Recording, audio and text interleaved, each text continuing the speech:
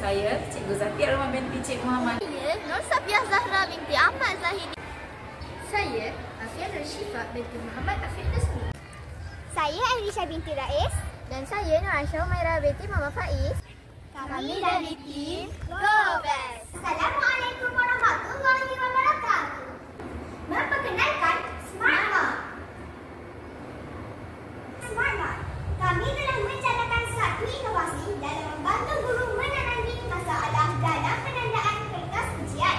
Penggunaan aplikasi ini sangat mudah digunakan dan membantu guru menyiapkan penandaan kertas dalam jangka masa waktu yang singkat.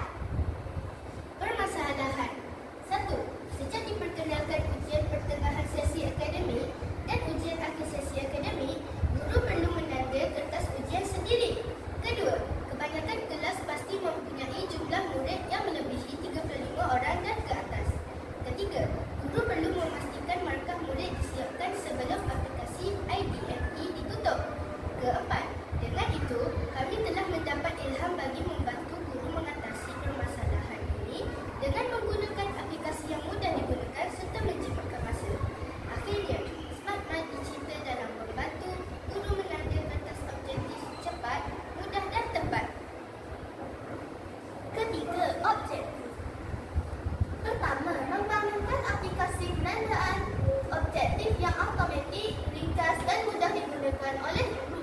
Kedua, menyediakan platform penandaan luar talian atau offline yang menyimpan data secara tempatan tanpa memerlukan capaian internet. Ketiga, memaparkan keputusan dan analisis prestasi pelajar dalam membentuk grafik dan statistik.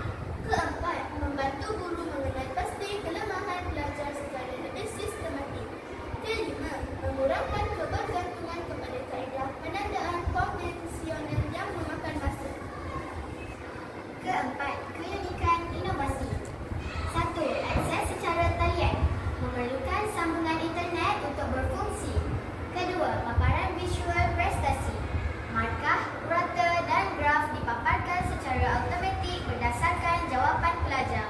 Yang ketiga, reka bentuk ringkas dan mesra pengguna. Antara muka aplikasi direka khusus untuk memudahkan pengguna bukan teknikal. Yang keempat, tiada kebergantungan luar. Tiada perlu pemasangan sistem atau perisian tambahan. Yang kelima, serbaguna. Boleh digunakan oleh pelbagai peringkat, pendidikan atau rentas hingga menengah. Yang keenam, flexibility. Skema jawapan. Boleh dimaknai atau ditukar mengikut kehendak guru.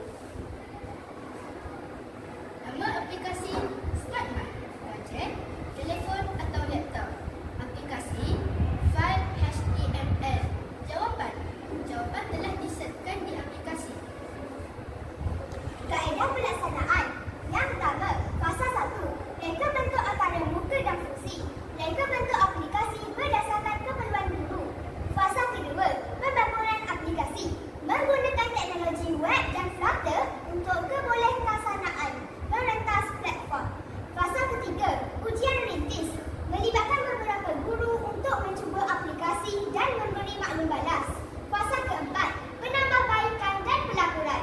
Memperbaiki kelemahan berdasarkan maklum balas dan membentangkan dapatan. Tafsiran data. Masa penandaan dapat dijimatkan dengan menggunakan aplikasi ini. Seperti kaedah lama menanda sebelum ini, memerlukan jangka masa yang agak lama untuk menanda kertas serta pasti memberikan bebanan kerja tambahan kepada guru. Berbanding Smart Mart menjadi cepat dan mudah. Ini adalah aplikasi yang kami bangunkan. Aisyah, cuba terangkan cara penggunaannya. Yang pertama, tulis skema jawapan. Dan yang kedua, tambah jawapan murid. Masukkan nama, subjek, kelas dan jawapan murid. Kemudian, tekan butang semak dan tambah. Putusan jawapan serta statistik dipaparkan. Tekan export CSV untuk Microsoft Excel untuk jawapan murid. Daripada Excel ini kita boleh melihat keseluruhan jawapan murid serta statistik juga disediakan untuk markah tertinggi dan juga markah terendah.